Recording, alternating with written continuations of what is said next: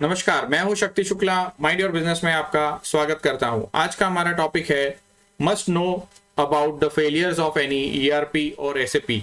इसमें मैं ये बताने वाला हूं आपको कि क्या क्या ध्यान आपने रखना है, किस तरह प्लानिंग होनी चाहिए, क्या क्या बातों का ध्यान देना चाहिए आपने जब भी कहीं ईआरपी ले रहे हैं या ईआरपी से एसएपी पे स्विच ओवर हो रहे हैं, वो हम डिस्कस करेंगे। तो आइए आगे बढ़ते हैं हम आगे जानने के लिए। हमारा गुरु मंत्र, you can not grow your business, you can only grow the people who can grow the business. आप तब तक आपका कारोबार नहीं बढ़ा सकते हैं जब तक आप अपने लोगों को नहीं बढ़ाते, लोगों की कैपेसिटी या कैपेबिलिटी नहीं बढ़ाते हैं, तब तक आपका कारोबार नहीं बढ़ेगा। तो आज देखते हैं हम कि pre readiness checklist before going for any ERP और एसएपी। क्या चेकलिस्ट होनी चाहिए आपकी, क्या क्या पॉइंट्स देखने चाहिए जब भी आप ईआरपी से एसएपी पे जा रहे हैं या कोई नया ईआरपी ले रहे हैं जनरली आप अपने ऑर्गेनाइजेशन के लिए। तो मॉड्यूल्स क्या क्या ऑफर्ड है, जो भी ईआरपी या मार्केटिंग वाला आपके पास आ रहा है उससे पूछिए कि क्या क्या मॉड्यूल्स वो प्रोवाइड कर रहा है। दूसरा है कि रिक्वायरमेंट क्या है आपके बिजनेस की। बिजनेस मॉडल का मेरा एक वीडियो रहा है, आप वो देख सकते हैं। और भी कुछ जानकारी चाहिए तो आप हमसे संपर्क कर सकते हैं। माइंड योर बिजनेस वेबसाइट जरूर विजिट करें और चैनल को सब्सक्राइब कर लें। तो उसमें हम बता चुके हैं और भी जानकारी चाहिए तो हम दे सकते हैं आपको कि बिजनेस मॉडल के अनुसार आपको सारे मॉड्यूल्स मिल रहे हैं क्या ईआरपी में या नहीं। उसके बाद प्रूफ, आस्क फॉर प्रूफ। आप प्रूफ के तौर पे उससे मांग सकते हैं कि सिमिलर आपकी इंडस्ट्री में कहीं पे भी उन्होंने इंप्लीमेंट किया है क्या और क्या क्या मॉडल्स प्रोवाइड करे हैं और वेदर वो जो यूजर है वो सेटिस्फाइड है या नहीं। दूसरा है कि स्केलेबिलिटी। स्केलेबिलिटी ये होती है कि आगे चल के कुछ चेंजेस आ गए, जैसे गवर्नमेंट या स्टैट्यूटरी बॉडी से कुछ चेंजेस आ गए, गवर्नमेंट के रूल्स चेंज हो गए, आपके प्रोसेस में कुछ चेंज हो गए, तो क्या ये ईआरपी या एसएपी वो स्केलेबिलिटी अडॉप्ट कर सकता है, वो चेंजेस को आत्मसात कर सकता है क्या, ये आपको देखना है। दूसरा है कि सर्विस लेवल एग्रीमेंट। आप एसएलए बना चुके हैं या नहीं बना चुके, नहीं है तो बनाना चाहिए। अगर आपको कुछ दिक्कत है तो आप हमसे सहायता ले सकते हैं। दूसरा, सर्विस लेवल एग्रीमेंट होता क्या है कि आफ्टर सेल सर्विस जो है वो अगर आपको नहीं दी जाए तो आपका कोई मतलब ही नहीं है। जैसे आप एक लैपटॉप ले लेते हैं, अगर उसका सर्विस प्रोवाइडर रिपेयर के लिए अवेलेबल ही नहीं है आपके सिटी में, तो आपका डिवाइस खराब हो जाने के बाद यूजलेस है। आप लेते हैं 1.5-2 लाख का अगर लैपटॉप एप्पल का, अगर वो सर्विस नहीं दे पाता है तो वो 2 दिन में ही आपके 1.5 लाख रुपए बर्बाद हो जाएंगे। आगे बढ़ते हैं, सॉफ्टवेयर मेंटेनेंस एग्रीमेंट, एसएमए।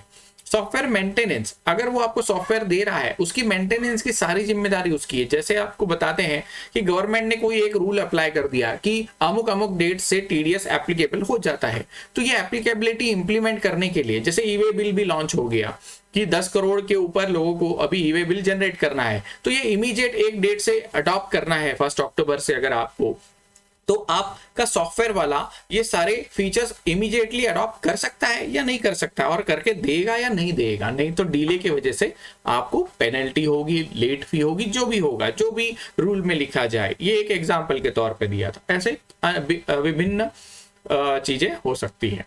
आगे बढ़ते हैं कि NDA for no trade off. अभी मान लीजिए कि कोई एक स्पेशल इंडस्ट्री है, उस स्पेशल इंडस्ट्री में कुछ प्रोसेस है आपका जो कि काफी इंपॉर्टेंट है, एक तरह का कह सकते हैं हम कि आपका ट्रेडमार्क है या मोनोपोली टाइप है कि वो चुराना नहीं चाहिए, सीक्रेट लेवल का है। तो अगर ये प्रोसेस आप शेयर करते हैं और वो आपको आईटी वाला या ईआरपी वाला वेंडर या एसएपी वाला आपको कुछ प्रोसेस डिफाइन करके दे सकता है, तो ये वो अपने आपके कॉम्पिटिटर को ना बेचे, ना वो सर्विस उनको ना प्रोवाइड करे। इस तौर पे आप एक एनडीए बना सकते हैं, नो ट्रेड ऑफ। ये बनाना काफी लोग भूल जाते हैं, जिसकी वजह से कि आईटी वाला शायद शेयर कर सकता है किसी और कॉम्पिटिटर को और शायद वो कंपनी आपसे आगे बढ़ जाए, आपका बिजनेस भी चुरा ले।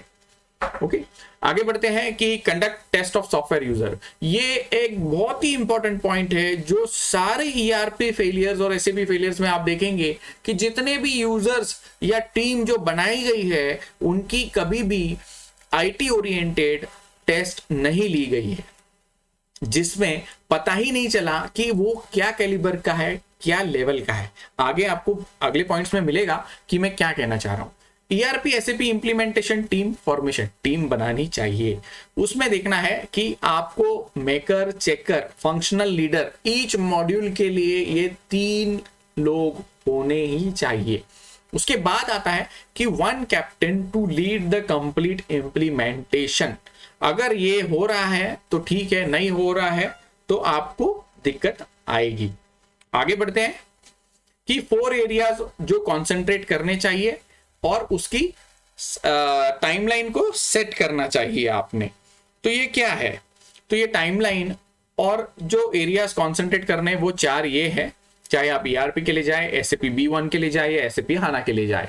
Operational feasibility, technical feasibility, economical feasibility, schedule feasibility. Operational feasibility क्या? Will it be user friendly? User friendly रहेगा कि नहीं रहेगा?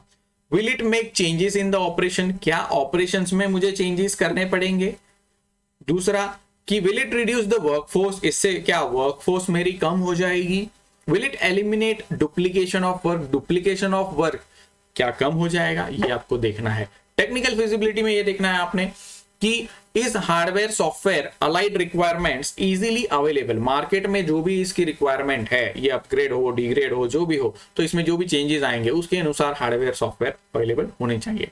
स्केलेबल इन फ्यूचर, जो मैं समझा चुका हूं मेरे प्रीवियस पॉइंट में कि स्केलेबिलिटी होनी चाहिए। जैसे आप 2 GB रैम का अगर यूज कर रहे हैं एक लैपटॉप मान लीजिए या सॉफ्टवेयर या सर्वर 4 GB है तो वो 8 GB होना चाहिए, 16 GB होना चाहिए। फिर विंडोज 10, 11 प्रो ये सब आ रहे हैं तो इसमें कंपैटिबल होना चाहिए, नहीं तो आपको दिक्कत आ सकती है। इज अदर सॉफ्टवेयर से इंटीग्रेशन पॉसिबल? अभी क्या होता है कि जैसे एक महिंद्रा का आप देखेंगे, महिंद्रा ने क्या कर दिया है कि काफी सारे वेंडर्स को सिलेक्ट करने बोला है और EDI के थ्रू वो डायरेक्ट बिलिंग और ये सब डेटा शेयरिंग का एक API लॉन्च कर दिया है और उसकी वजह से वो केपेबल होना चाहिए आपका सॉफ्टवेयर कि आप अगर बड़े कंपनी को सर्विस दे रहे हैं एज ए MSME तो लार्ज एंटरप्राइजेस, तो आपका सॉफ्टवेयर क्या केपेबल है कि वो दूसरे सॉफ्टवेयर से इंटीग्रेट हो सकेगा? नहीं तो आप फेल हो जाएंगे। आगे है कि शेड्यूल फिजिबिलिटी। जब भी आप कोई प्रोजेक्ट ये लेते हैं, ERP में स्विच करते हैं या SAP में जाते हैं, ERP से कोई भी सॉफ्टवेयर बदलते हैं, तो आप देख लीजिए कि ये शेड्यूल फिजिबिलिटी बहुत जरूरी है। Is the project schedule with timeline? Timeline देनी चाहिए each module wise, each activity wise. Can it be scalable to fast track? Fast track में अगर आप जाते हैं कि आपका इंप्लीमेंटेशन 6 महीने का था, आपको 3 महीने में करना है, ये 3 महीने में हो सकता है या नहीं, क्योंकि आपको IT वाला बताएगा कि हाँ मैं 3 महीने में कर लूंगा, बट अगर उसका बैकएंड में डेवलपमेंट नहीं रहेगा, टेस्टिंग नहीं रहेगा, इसमें बहुत सारे फीचर्स रहते हैं, तो आपका ERP फेल हो जाएगा।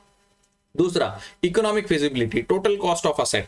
Total cost of assets of implementation क्या जाएगा? ये जो पूरा आपका खर्चा होगा, जो इंटेंजिबल सॉफ्टवेयर बनेगा आपका, इस सॉफ्टवेयर और प्लस हार्डवेयर जो टेंजिबल बनेगा, इस दोनों का कॉस्ट क्या है ये कंपेयर कर लीजिए, क्योंकि ये लॉन्ग टर्म पे बैक पीरियड देगा आपको 10 years 15 years। It is not short term for 5 years, please note it.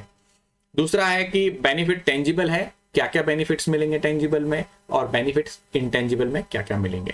धन्यवाद। अधिक जानकारी के लिए आप हमसे संपर्क करें, माइंड योर बिजनेस में विजिट करें हमारी वेबसाइट, और अधिक कोई भी जानकारी आपको लगती है तो हमसे संपर्क करें। धन्यवाद।